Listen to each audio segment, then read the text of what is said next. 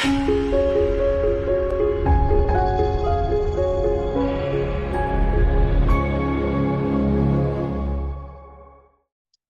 welcome, Dave. Dave Westgarth has graciously agreed to share his time and his knowledge with us on a hot topic. AI is a very hot topic right now, very timely. So I've been excited about this for like 6 weeks or something since we first planned it. So it's finally here today, and I'm so excited. So Dave, I am just going to go ahead and turn it over to you and let you introduce yourself, and we'll go from there. Great. Thanks very much, Jamie, and thanks for having me along. Thanks for joining, everyone. As Jamie said, my name's Dave. I work as a delivery manager. I talk a lot about Scrum and Agile on LinkedIn, and I'm going to talk today about AI-powered Agile. I've done this talk a couple of times. There's more gets packed in every time. The pace of change in AI is just breakneck speed. So every time I do this, there seems to be something else you can add. So hopefully there's a lot in here for you guys. If you've got any questions, fire away. I'll warn you up front, this might be a bit of a bumpy ride because there's quite a lot to get through. I want to give you guys as much as I can and try and leave some time at the end. So if I am zooming through this too quickly, please put your hand up and let me know. But there's a lot that I want to try and get through if we can. So let me share my screen and let's get started. So that should be coming through now. Let me know if not. I think it looks good. Excellent. Okay. So I'll do a little bit of signposting and then we'll get kicked off. So what I'm going to talk about first is some tools and the main issue that I ran into with them, some AI-powered apps for delivery, going beyond the basics. There's quite a bit of free stuff packed in here that I hope you guys will like and maybe give a try, and a bit of Q&A at the end. But to kick things off, so AI is becoming very much omnipresent in the industry now. It's everywhere. Every week a new tool comes out. It reminds us of being a front-end developer where you get a new front-end framework every fortnight. There's a new tool every fortnight now. Loads of different use cases, loads of different stuff going on. Stuff for writing, video, images, text-to-speech, speech-to-text, chatbots, all sorts of good stuff. And the main issue that I ran into was there weren't a ton of great practical use cases for Agile delivery. So I entered AWS PartyRock, which is an AI-powered tool. Has anyone used PartyRock before? Maybe just give a 1 in the chat if you've used it. Okay, nothing coming through. So hopefully this will be new for a lot of people. Oh, we've got 1 in there. Hopefully this will be something that you can build on in that case. So the way to think of PartyRock is think of PartyRock as an LLM on steroids. The way it works is you give it a prompt, then black magic happens in the Bedrock foundational models, and it spits back at you an application that's made of AI-powered widgets. I've got 8 applications I'm going to walk you through, but before I walk through those, I want to give you an example, just so you understand how PartyRock works. This isn't a lot of live demos, but it's very true to life. So the first app I ever created with this was for my local football team, and it was a bet builder for Sunderland AFC. And the way PartyRock works is you start by giving it an initial prompt to build your application. So for this one, I said, create an application that can create 3 bets I can make on the next Sunderland AFC football game. The app should take in the lineup and the opposition team lineup, and then make 3 individual bets that I can put onto the game. So what I've done there is I've called out what I want to do, what I want the application to do, what the inputs will be, and what the output will be. That's a pretty good pattern for developing these applications. So we start with the Sunderland AFC lineup, and at the time the game was against Swansea, and we got back 3 bets. So clearly AI knows Sunderland very well, bet on us to score first, but then lose in the end, bet on over 2.5 goals, and bet on a goal to be scored from a header. And surprisingly, it actually did quite well. 2 out of 3 of those came in.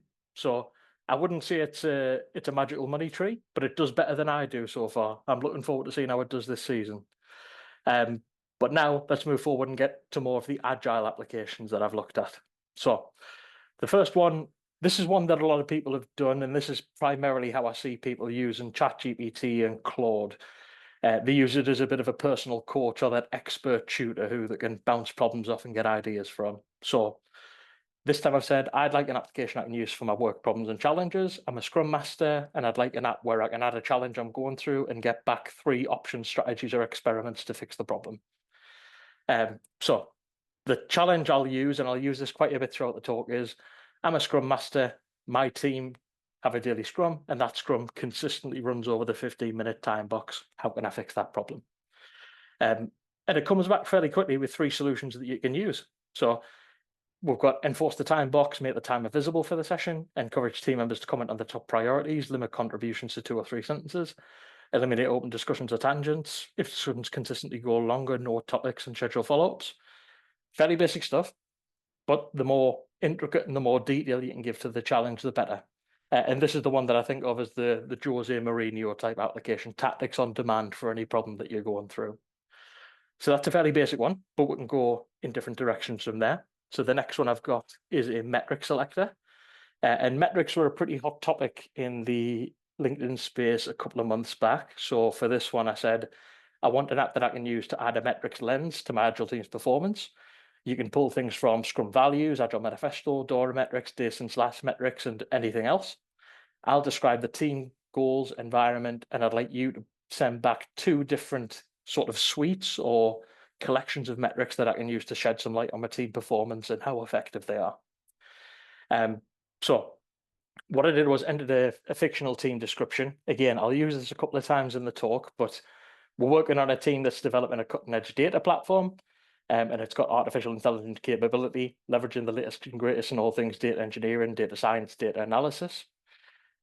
Lots of cloud-based tooling in the early phases of shaping up what the product will become, and the team are supplied by a software consultancy and working for a client in the retail banking sector. The best piece of advice I can give you on using any AI-powered tool, but especially something like Party Rock, is the more context, detail, and information you can give it, the better results you'll get. So I've tried my best there to give it an overview of the team, the commercial setup, the product, the goals, and some of the technology as well. And then moving forward from there, it takes that in and it comes up with 2 separate lists of metrics that we can use to track how we're doing. I'm not going to go through this line by line. There's quite a lot of good stuff in there, but just to sort of highlight some stuff. The ones in orange are flow metrics. So we've got cycle time and lead time, which are pretty good. We've got some pink ones in there, which are DORA metrics, where we've got release frequency, code contributions, deployment frequency. Again, good stuff to get a feel for how effective your team are. And stuff that you can track all the way back to the Agile manifesto, like management of technical debt, retrospective action items that we're completing, customer satisfaction, employee engagement. So a lot of good stuff in there. The next step, though, there is still a long way to go. This still relies on a good dose of sort of oversight and intelligent design from an experienced Agilist like yourselves. For example, things like velocity, lines of code, story points completed, test and coverage. Yes, they're metrics. Yes, they're very popular, and there's a lot of junk content out there that will recommend these, but experienced hands probably know these aren't the best metrics to get insight into how your team's performing. So be aware, while it's useful and effective, it's by no means completely trustworthy yet. Still relies on a heavy dose of pragmatism from the people using them. And let's keep moving. So app number 3, fairly standard one from me, is Retrospective Creator. And this is one for creating themed retrospectives particularly. So it'll help you create a retrospective template by taking in a theme, and it'll spit back out a bunch of prompts to you that you can use in that session. For me, the theme I went for was one of my personal heroes, Arnold Schwarzenegger. And within 10 seconds, we've got an Arnold Schwarzenegger themed retrospective that you can go and take away in your teams. I only want to call out one of these prompts because I thought it was a masterpiece. Prompt number 4 in the retro prompts there says, Arnold liked to use visualization to motivate himself. I'd like you to close your eyes and visualize Arnold congratulating us on a job well done this sprint. What words of encouragement does he give? If there was a retrospective made in heaven, this is it for me. Arnold Schwarzenegger shaking my hand, saying, well done, Dave, you're a good Scrum Master. That's all I need to hear. But again, we keep going. We can go levels deeper than this. These are quite surface levels. So we can get to document creation. And for this one, I've done a status report. I know status report may seem a little bit old hat and project management-ish, but look at this as a mechanism rather than the status report in and of itself. So for this time, the prompt I used was, I work in software delivery, and I'd like an app that can help me fill out a weekly status report. I'll give a high-level summary of my week and receive back any relevant points for the project. I'd like an overview, risks, issues, assumptions, dependencies, all the good stuff that we're all used to. And there's a lot of new bits that we can add on top of just using Party Rock and the text interface. So this time, instead of typing out a summary of the team for the week, I've used a speech to text tool. And this is for me, a lot more immersive and a lot more, it lends itself to a lot more creativity than typing stuff out. By being able to talk directly into the mic, you create a much more conversational dynamic with the AI-powered tool, and it allows the tool to get a much richer sense of context, especially from you using more of a natural language. And you'll find that it can almost sort of match your language cadence vocab, which is all really nice stuff. So recommend experimenting with the speech to text stuff. The other nice part about Party Rock, and this is quite a recent update, you can also now upload documents. For anyone that's looked at RAG, this is basically what this is, that retrieval augmented generation. And what I do with this status reporter application, for example, I'll give the high-level description of the team again, I'll freewheel it on the speech to text, and then I'll also upload the template document that I want to complete for that week. So if I've got the status report from last week, I'll paste it in again. And using that, the AI not only understands what sections it needs to fill in, it can also start to create a bit of a narrative of how the project's gone for the last week, the last 2 weeks, last month. And it can sort of draw out those hidden themes, a little bit like what happens within the data analysis piece. And it can bring to your attention stuff that you might not be top of your priority, might be obscured from your view. You might be concentrating on other things. But this allows the AI application to become much more of a peer and gives it that expert tutor hat again to wear and direct where your attention could go. So that's really helpful.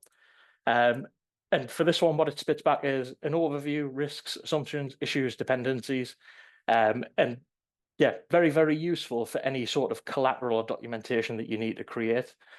Don't let the status report title of this application put you off. You could use this for absolutely anything, a sprint report, any sort of departmental or vertical related reports that you need to fill in. You can create an application just like this to help you do that very, very quickly.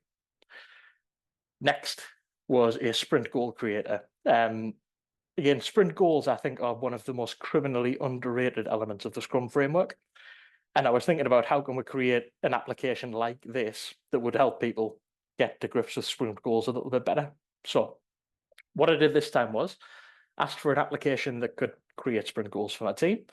The application will take in a selection of sprint backlog items, and then it'll create 3 different sprint goals that I can choose from. And I hope these formats are familiar to you guys, but just to cycle through them, we've got Roman Pitcher's template, where we talk about the goal of the sprint, the method we'll use to get there, and the metrics we'll use to measure whether or not we've achieved it or not. We've got the feature advantage benefit model, where we talk about feature we're going to develop, the advantage it gives to the customer, and the benefits that are attached there. And the newspaper headline, fairly basic, but just a newspaper headline of what the goal and what the North Star would be for this sprint. So again, interesting stuff. In terms of putting in sprint stories, you've got a lot of different options. You can take an export from ADO or Jira, you can take in a notepad, just paste that in there. And let the AI do a lot of the legwork itself. I've found is very helpful because again, it unearths those hidden themes and gives you a lot of different ideas. What it'll do, it'll spit back out a sprint goal in each format that I've described there. So we've got the feature advantage benefit, the picture template, and the headline style goal, which is great. And that's by taking in sort of items that we've selected for the sprint, we've pasted those in, and we've got the goal back that we wanted, which is pretty good. But did anyone spot where I made a mistake there, or where I might not have done things the best possible way in terms of creating a sprint goal? Liz, I can see you've got your hand up, but I think you had it up before I asked the question. Sorry. Maybe not. No, sorry. No worries. Anyone? Not a spot Anyone? Sorry. Anyone got any ideas what I did wrong there? Okay, I'll cycle it forward. The better thing to do, instead of taking in a sprint backlog full of items that I've already picked out and then deriving a sprint goal, in my view, the better way to do it is look at your product backlog as a whole and identify 4 or 5 candidate goals from that, and then think about which of those goals will move the product forward in the most effective way. The good news is this is very easy to do. Instead of taking in a collection of sprint backlog items, we now just put in the whole product backlog. And we can say to the LLM, based on this product backlog, what are 4, 5, 6 candidate sprint goals, that we could pick from. So again, stories go in, the product goal, we want to make a lot of money, and it'll spit back out different product goals or different sprint goals that we could pick from for that sprint. And then once we've done that, it'll spit out underneath that all of the stories that will align with that goal, which is the more intelligent way to create those goals. Okay, moving forward. Dave, there was a question in the chat saying that the screen went by too fast, which is like, I think the mistake question that you had asked, the previous slide. Well, I've given you the answer now. Sorry about that. Right. Silly me. Sorry, I'll try and pace myself a little bit better. But thank you. Thank you. Yeah, cool. So application number 6 this time was a checklist generator. And here I was thinking of an application that could help Scrum Masters who are joining new organizations or new teams. And this time the prompt was create an app that I can use when joining a new team to assess their level of agility and understand where I can direct my efforts as a Scrum Master. The app will take in an input describing the team and environment and then give me back a checklist I can use to assess the team's level of effectiveness and identify improvements. So again, we sort of freewheel it. We give that description of a team working on a data platform, lots of cloud-based and AI-powered tooling. And the assessment generator we get back is a bullet-pointed list. So things in there, it's called out. Teams developing a cutting-edge data platform, which indicates they're likely adopting new technologies. Good catch. This can be great for innovation, but might indicate a steep learning curve. We should ensure that the team has proper training and support to work with the new tech stacks.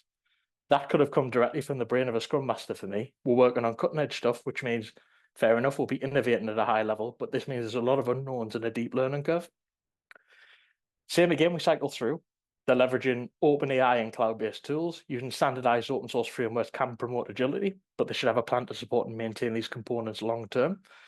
Again, very, very good catch by the LLM that time. AI is new, up and coming, but there's a lot in terms of maintenance that's going to change as the technology evolves. And this is really helpful for if you're coming into a new team and you want to get a quick starter for 10 and an idea of where they're at and what you can do to improve things. The nice thing it also gives you after that is a checklist improvement plan.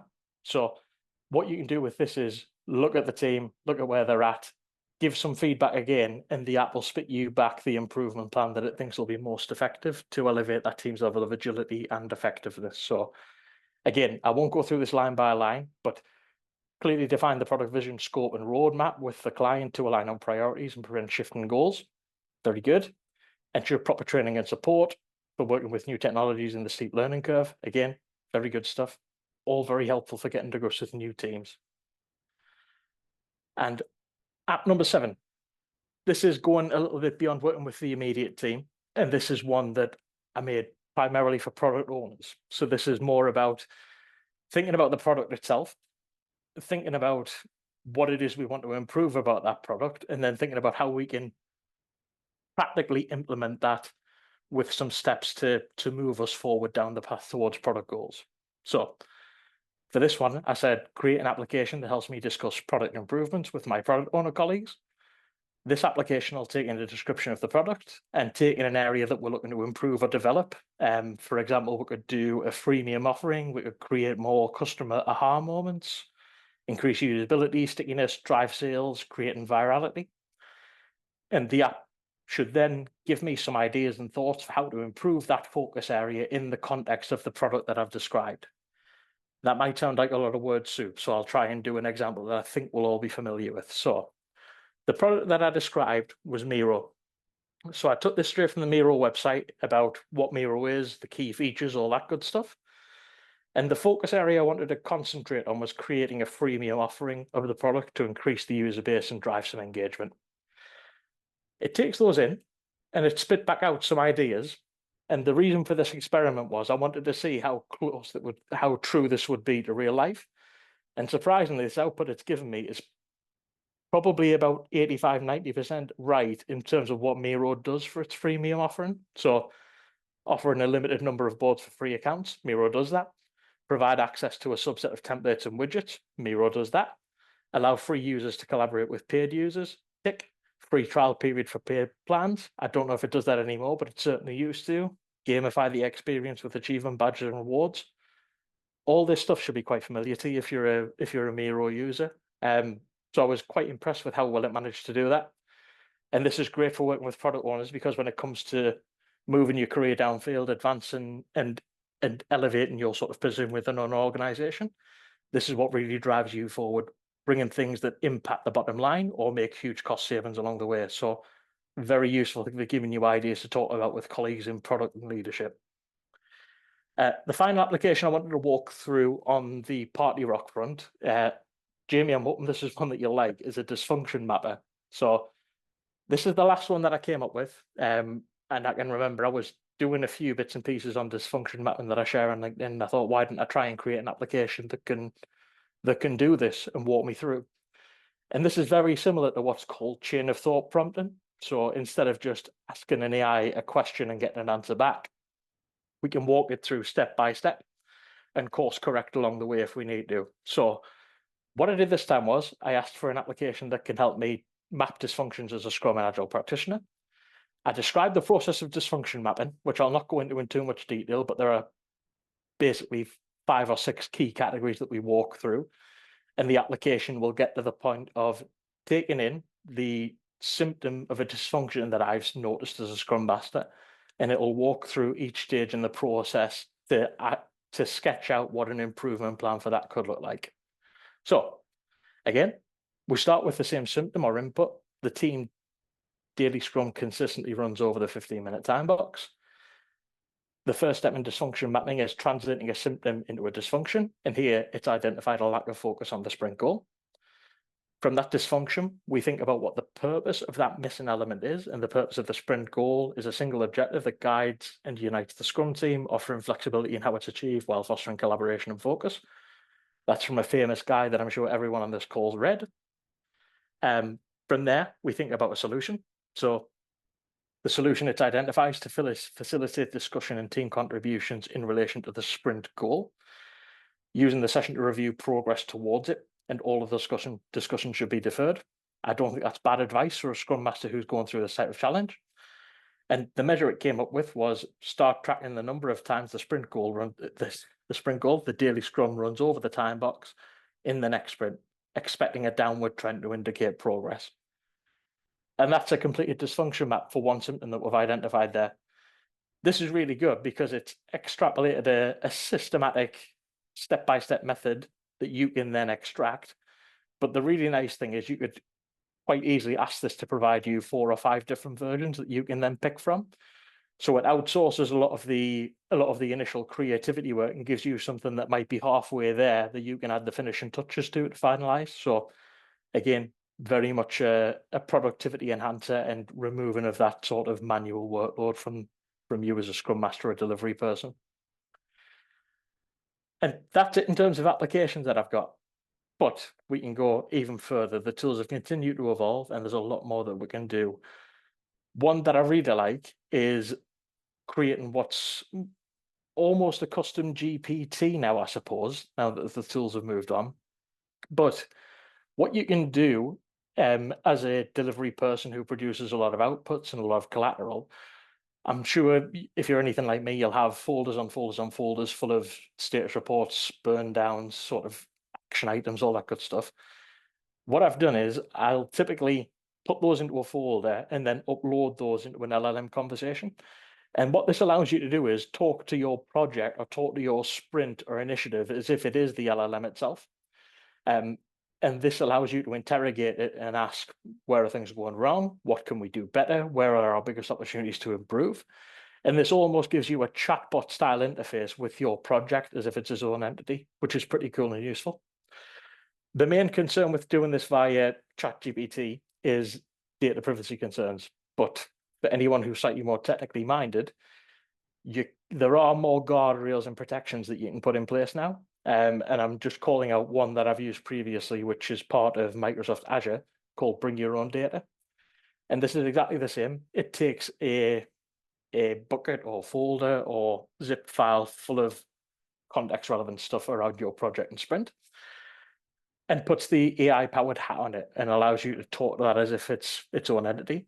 The beauty of this is you can specify where your data can go in terms of data residency, if you want it to be shared in training packages, and if you want it to be shared for sort of wider contextual use by other people within the field. So that's really good for making sure that your stuff's protected. And even tools like Copilot now have got business versions where businesses can share sort of a business-wide SharePoint / Azure subscription, and everything within there is open game for the business to use, but can't be shared outside of the business for public consumption. And this is something that we're exploring where I work now. We've sort of gone quite far down the path of these more straightforward vanilla implementations. But what we're really interested in now is if we can put the AI-powered hat or helmet on top of everything that the organization knows and everything the organization has, what sort of other insights could we glean that are more contextually rich and cover absolutely everything within the organization? So that's sort of a future experiment that I'm hoping I'll have more to report on moving forward. We can continue going beyond. And this is a bit of a strategy for prompting. I always tell people that instead of hitting the LLM with a question and getting an answer back, try and turn it into more of a conversation. And I like to do this by prompting the LLM first of all with, I want you to do whatever I want you to do. But I always encourage you to ask me clarifying questions to build up enough context to create what I'm asking for in the most effective way. And another really nice thing you can do is you can set the minimum number of questions that you want the LLM to ask you. So in this example, we've said, ask me a minimum of 3 clarifying questions to deepen your understanding. And this is where, especially when, I'm sure on LinkedIn, you've seen people who've done direct copy pastes from ChatGPT and things like that. This is one way that you can very quickly overcome that.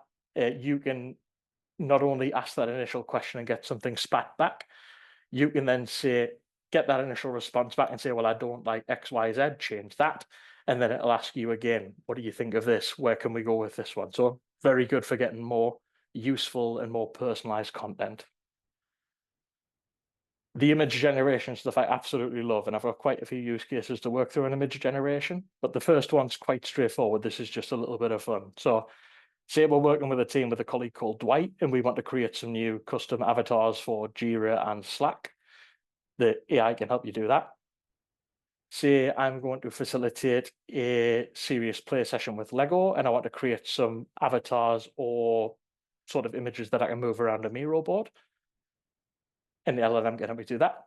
And the final one, if you grew up in Sunderland, you would know exactly who this guy was. I don't suspect many of you will, but if there was a player who played for your rival team who made you miserable for large parts of your childhood playing for Newcastle United, you can take him away and turn him into a Sunderland fan, which is great. And the image stuff is really powerful. There's a bit of fun that you can have in there, but there's lots more sort of engagement hack style stuff and a lot more immersive stuff that you can do with this that I'll get into now. So let's say I've been invited to Scrum Masters of the Universe's leadership team, and they want me to run a session with them. And let's say we want to do a themed session around something like Pokemon. I can use that image generation stuff to quickly turn these guys into assets that we can use in that session on a virtual board. And I've cycled through all of them here. I'm sure you can pick out who you are in that. And we can use that for things like icebreakers. So a very simple one will be, who would be your favorite starter?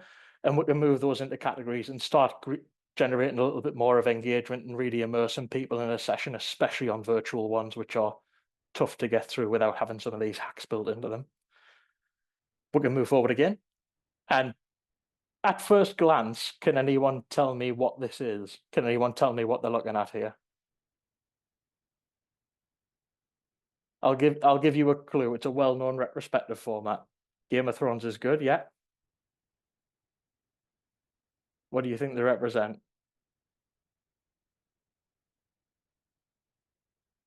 Okay, I'll move forward. This is a 4Ls retrospective with the Game of Thrones theme put on it. Again, this is something you could do with your own team. There's no reason you need to make this Game of Thrones theme. I could quite easily have put Jamie, myself, our new season, whoever, into this session. And this is another really good way to do a quick attention hack and get more engagement into your sessions. And just to prove that out, I can do that again with more characters. And we can do a sailboat retrospective with characters from The Office. So we've got Jim, harness and wind, things that are moving us forward. We've got Pam, chilling in the sun, what made us feel good, what's great. We've got Dwight, where are our anchors, what's holding us back and dragging us down. And then we've got Michael, where are the rocks? What's going to get in our way? Where are our risks ahead? And I think the final thing, this is one that I've been experimenting with more recently, and I actually think it's pretty cool. If anyone follows me on LinkedIn, you might have seen recently I did a Miro plus chip AI powered board with Star Wars. And that was pretty cool in terms of creating almost a very simple and straightforward RPG style game. But there's a much deeper use case that I feel is much more useful. And I'm hoping a few of you guys will try this out. So anyone who tuned in recently might have come to Fortune's talk with the Scrum Masters of the Universe, where she talked about the Toyota improvement kata. And this was sort of the catalyst for me to really make the jump on this board. I think this is a very useful pattern for Scrum Masters to get to grips with.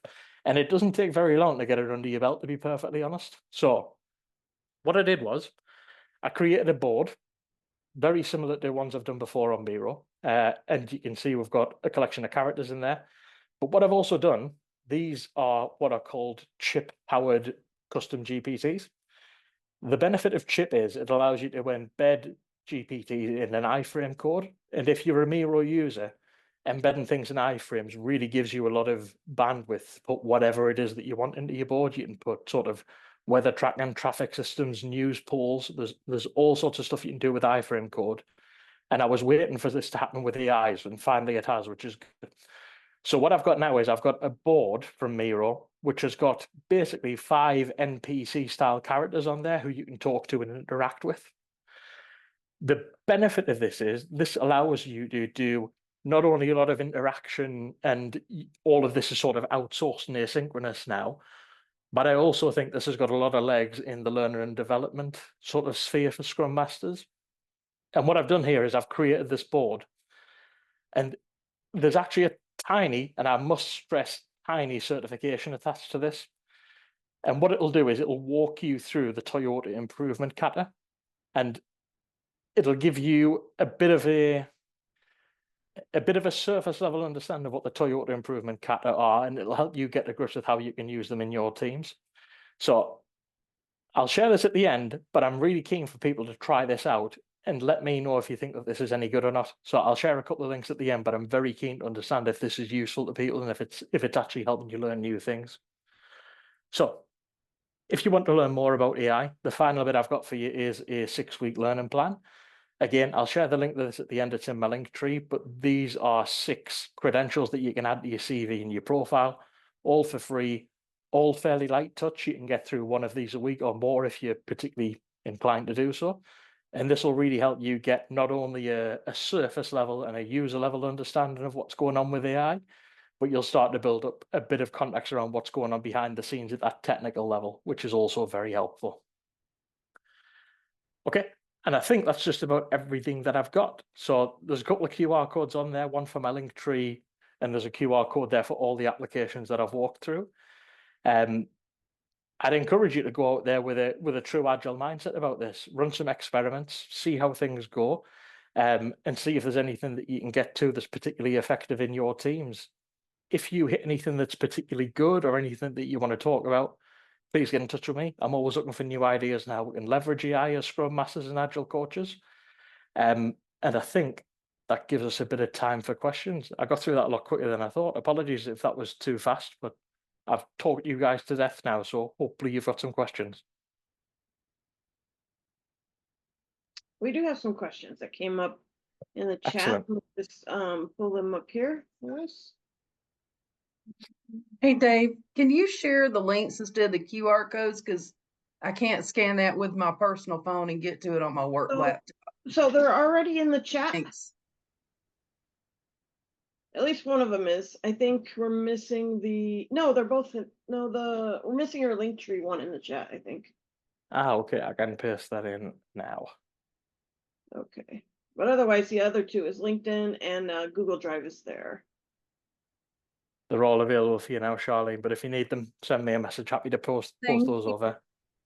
Okay, so first question had, I think this was referring to the app builder, but do you see something like this being able to replace tools like Actionable Agile or perhaps be able to replicate parts of those tools like the Monte Carlo simulation? This comes from Donna Wise. Hi, Donna. So in terms of replicating the Monte Carlo simulation, without question, it can do that already. It's just a case of connecting up the LLM with some kind of statistical modeling software that can do that part, but there's no question in my mind that can happen. In terms of replacing tools like Actionable Agile, I think it's probably more likely that Actionable Agile will pull stuff like this into its own platform natively. The LLM, the key thing about LLMs is what's called alignment, and the base model that you get out of the box is very sort of far-reaching and wide-ranging. It can lend itself to a lot of different things. The key thing that you would want to do, either as a power user of one of these or as an application who wants to bring in AI-powered tooling, would be to align that AI-powered tooling to your worldview or to your product or to your product goals. And that's probably more likely. So it won't be so much that these types of things will supersede stuff that already exists, but they'll augment it in a much more intelligent and powerful way. I hope that's answered the question. I thought it was a lot of word soup, and I've touched on a couple of things there. So hopefully that's answered the question. Yeah, just a quick clarification on the first part about, you said something about yes, it can do it with the Monte Carlo simulation right now, but there was another part there that I didn't quite get. Oh, now you're testing us. So, what I'm wondering is, say, if I want to run a Monte Carlo simulation with data, but my company doesn't have a tool to do that, is it possible to use this to do that? And the reason that I'm asking is because I've used ChatGPT, Gemini to try to do that before, and then compare the results given the same data to Actionable Agile, and it was way off. I see what you're saying now. I see what you're saying. So LLMs are, I don't know how much you know, but if I'm teaching you how to suck eggs, please tell me. LLMs are basically statistical models that tell you what the most likely word that will come next is in response to your question. What this means is they can't do numbers in and of themselves. They can't calculate. They can't tell you how many letters are in a word. They are incapable of doing functional math in the way that we are. What it can do, though, is there's a lot of sort of plugins and add-ons that will do the data analysis piece for you. And that's sort of what I'm getting at. The LLM can hook into a data analysis plugin, or some kind of other tool can add an AI element overlay to itself. And now, instead of the LLM trying to do the calculations itself, it outsources the calculations to another module, and then the LLM can provide that analytical layer over the top of it. Okay. Does that make sense? Does that answer the question? Yes, that clarifies. Yeah, that was the part that I missed. Thank you. No problem. No problem. I hope it's helpful. Okay, awesome. So Charlene asked, she said, I do not see how the Sprint story generator will work with any non-UI story. How can this be used as a critical thinking server-side or technical backend story? I don't know why you think it wouldn't work, because ultimately all that application's doing is looking at a collection of micro steps that you've got and then combining those into a higher order goal. The context of those shouldn't really matter, but maybe you know something I don't, Charlene. Every time I've tried this, because I have all back-end teams, nothing has been successful of anything I've tried. So I gave up. That's so interesting. And I will say this, the key to all this is not that it does the output, to verify the output. I spend more time to verify that I have shut off AI tools because it is wasted my time. This is my perspective only. I want to say that disclaimer, but because I have so many technical, complex back-end stories, it does not meet the need for me that I've encountered. So if there is a tool, I will be one to partner with you if you find one and see if it works. But I think a lot of it has to do with the world of acronyms in IT too, also with system names. So it's not a cure-all, let me say that. So just keep that with a grain of salt, whatever you want to put that in your pocket, you know? No, I'd Again, completely. that's my experience. I don't want to, judge anything here. I just want to say from my perspective, I've spent more time reviewing the output and it's been maybe 10% correct. It's not worth my time. So there's a couple of things you've called out in there. I'll tackle the one I think is most important first. You're absolutely right. If you ask an LLM for something, it'll give you something back. It doesn't guarantee it's going to be any good. It's just going to give you stuff. So it's up to you to have that analytical layer over the top of that. The point around your stories is really interesting though, because ultimately any problem with these, enough data and context, you will overcome it. So I wonder if you can build up that richer vein of context to give it the information that it's lacking to make those more intuitive, more helpful, more detailed. But it's hard to say without seeing the content of your stories, and I suppose you can't really ping me those on LinkedIn to have a look at. Not that I'm suggesting you do, of course. But no, that's a really interesting one. Maybe it is just about building up that context to give it more and more that it can leverage. yeah, that's interesting note, because I think that's extra effort and time, which you're supposed to be saving, and B, company proprietary information. So you probably can't, or the leadership will not want you to, because then it will be out on the public internet, right? If you use a base level LLM web-based interface, yes, but Okay. there are ways to Okay. overcome that. Okay. Yeah. Thank you. Yeah. Very good.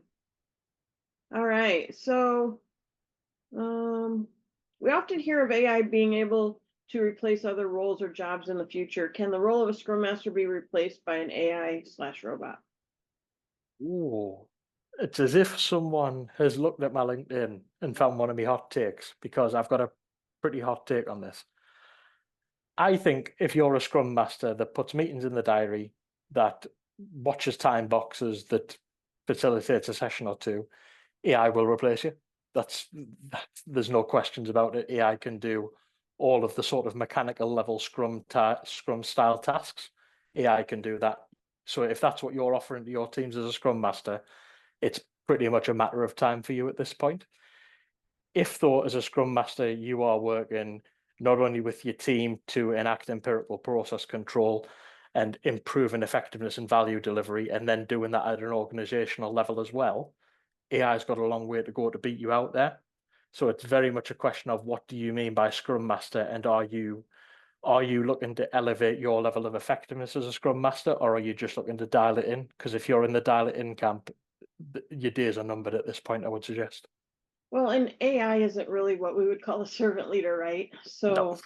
right, and it never will be. So I think that trust that's at the foundation for empiricism is can only be through a human, not an AI. Right? Yeah, I mean, it's the reason that sales have never been able to automate sales by using an auto dialer. No one's going to listen to a machine try and pitch a sale to them. They're just going to put the phone down. You need that human connection to have true trust. And as I say, the hallmark of a great Scrum Master to me is someone who can propagate and enrich the Scrum values within a team. An AI-powered tool is never going to be able to do that, in my view. Yeah, I agree. I agree with that as well. Okay, so Karen, hi Karen. She wants to know what is required for Party Rock access. Is it free? Is it subscription based? Yeah, I've had that question a couple of times. Sorry, I should have put that into the slides. If you go to partyrock.aws, completely free, register for an account, and you get a set number of credits that sort of tally up with I think it's related to the total consumption of the LLM, but all free to try. All the applications I've walked through are free for you to try. Really encourage you to try it out and see if it works and see what you can come up with. By the way, Season did mention when you were at that point in our show or in your slideshow, I don't like Joe Rogan and Elon Musk. Just thought you should know that, Dave. You're welcome, Season. Season, send me 2 people I should replace them with, and they're gone. Forget about those guys. Literally anyone else. She feels very strongly about this. That's awesome. Thanks, Season. Okay, but really, she does have a question. So, which AI generation tool do you recommend? Image generation, do you mean? Yeah, specifically generative AI. Oh, interesting. Well, Yeah. there's quite a lot. DALL-E's obviously everywhere now because it's embedded in ChatGPT. One that I've been trialing recently is one called Leonardo.ai. And I must admit, I'm not at the bottom of that pit yet in terms of exploring what it can do, but it's really cool, and it's got a lot of stock stuff for sort Yeah. of themes and image packs. So check that one out. Really cool. Okay. We'll see if maybe Anu has time to throw that in the chat. Was Leonardo.ai? Oh, good shout. Why don't I put that in? All right. All right. So Pavel, hello. He has a question. Potentially, it is possible to post the same prompts to other known AI tools and get a response with a list of options similar to what you described. What is the benefit in generating the app first in order to get a reply inside these apps generated by PartyRock? I have the same question. Is it possible to use chats within AI tools like one chat per problematic area where it is easy to navigate without creating an app and switching between apps?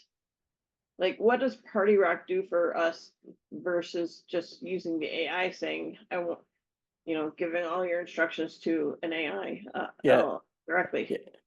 The immediate benefit is the aggregation. You can sketch out 4 or 5 different steps in one shot that it can then carry through for you instead of you hitting it and answer, hitting it and answer, hitting it and answer. If you've got tasks that you just want to get through and automate, this is much more powerful than trying to do it via a conversation with an LLM. The other nice thing about the application is you can sort of by volume get to a point where the output is much more predictable than what you'll get in a ChatGPT conversation or a Claude conversation. One thing you might have noticed with the LLMs is, and this is sort of tinfoil hat time for me, I'm of the opinion that very often the LLMs themselves are being artificially throttled in terms of the quality that comes out of them. And by having what are called sort of temperature test prompts, you can figure out what sort of mood the LLM's in that day. PartyRock doesn't seem quite as susceptible to that. It's not quite as creative, but for the tasks that I've outlined on here, it doesn't particularly need to be, which is nice, and you get that standard level of performance. Which if you use these LLMs more and more, you'll notice more and more fluctuations.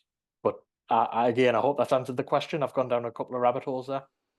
Yeah, partly it is, but am I right that LLM is, PartyRock is also based on LLM, like, and it potentially could suffer from same issues as the common LLM tools? I think that the point is you'll more easily notice those through the volume, and you'll have existing test cases that you can compare that to, and not only that, every time you run it, you're building up the context that makes it more and more effective. For example, if I run that status report 5 or 6 weeks in a row, by week 7, I've got enough dynamic or relevant context that I can feed into that now that will overcome any sort of fluctuation that's happening behind the scenes. And does it mean that you upload information into your app that you generated with PartyRock like every day, or I mean, how this application is getting context on what is going on your end? Sorry if I didn't do a good job of sharing this, but let me cycle back. So this is quite new in part. It looked like a common prompt like ChatGPT or any other LLM. This is the type of thing I'm talking about. This. So in this documentation field, you can update all sorts of documents. And if I'm generating a status report week in, week out, or every fortnight, by the 4th or 5th iteration, I can be uploading 4 or 5 in there. And I've got sort of points in time analysis that the LLM can now lean on to generate more and more of those hidden themes and build up more of a picture of how we're trending over time. And that I found it comes back to the alignment point. Alignment generally is more important than the power that's behind the scenes of the LLM. So the quicker you can get to true alignment on this, the more effective and useful your results are going to be. But this is getting into more of sort of philosophical territory on how to utilize LLMs correctly, I guess. So you're enriching the LLM with the context, and then it's providing you the more precise, more accurate result at the end. Yeah. People are sort of expecting ChatGPT 5 to be a real step change in terms of the power of the LLM. To be honest, I don't think it will be. I think the next step forward will be how can users like me and you more accurately align this LLM to our worldview or to the goals of what we want to leverage it for. That'll be the next sort of rich vein of results, because I must admit, I think we're probably getting to a point of diminishing returns in terms of what LLMs are capable of, just because we're running out of data to feed them now. So I think we're probably getting towards the apex of what's possible. Yeah, it is correlated with what one person told, like the LLMs don't know context, like my specific context, and I anyway should provide it this context in order to get proper result. And it is maybe where we're kind of not stuck, but should evolve. Yeah, totally agree. Thank you. Thanks a lot. All right, so I think let's see, we only have 2 minutes here. Do you have any recommendations for data plugins? Go kind of a follow-up on that previous discussion on the Monte Carlo simulations. I myself just find using actionable Agile is really the best way to go about it now, but for Agile use cases, I don't think you can beat actionable Agile, to be honest. I think it's best of breed at the moment. So what? I think actionable Agile is the way to go in terms of Monte Yeah. Carlo analysis and stuff. I think it's best of breed. Agree. Yeah. Okay, well, we have a hard stop right at the top of the hour. So thank you everyone for being here today. Dave, thank you so much for being here at Scrum Masters of the Universe. We really appreciated this, and I learned a lot, and I'm sure everyone else would agree with that. So for those of you, we did record this, so we'll add this to our YouTube channel. That should be coming out soon. And then I think, Dave, did you already share your slides in that second link to your G Drive? The slides aren't on there, but I can make them available. Don't worry. Oh, that would be awesome. Maybe just in PDF format even. Cool. All right. Well, thank you everyone. Have a wonderful rest of your day. And hope to see you at the next one. Thanks, Dave. Appreciate Thanks, you. everyone. Thanks all. All right. Bye. Bye. Thank you. Bye-bye.